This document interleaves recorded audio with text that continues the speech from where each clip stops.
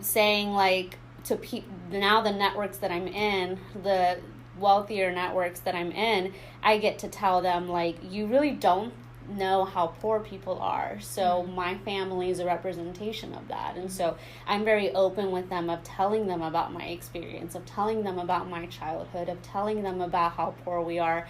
And I think that I'm actually one of the few poor people that they know, other than the people they employ. And so, like, you know, even recently we went to a lunch, and my partner's father paid for the lunch, and it was $400.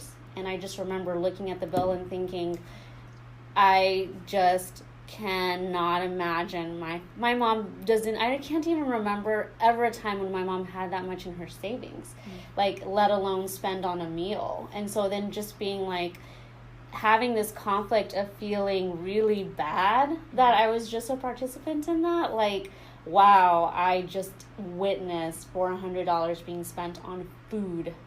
And then also seeing the other side of, there are really people who live this way. And I can kind of see, like, if this is how you live, you have no idea how poor people live. So you have no idea how poverty works. So your policies and your ideals and you pull yourself up from your bootstrap, because if you had a $250,000, you know, trust or inheritance, and if both your parents are educated, have postgraduate degrees, if everyone you know is wealthy and everyone gets wealthier, then you really do think America is the best country and everything gets better. And for people like me who don't have that experience, it just makes you for me, it makes me understand, because I don't get how people can vote and think the way they do.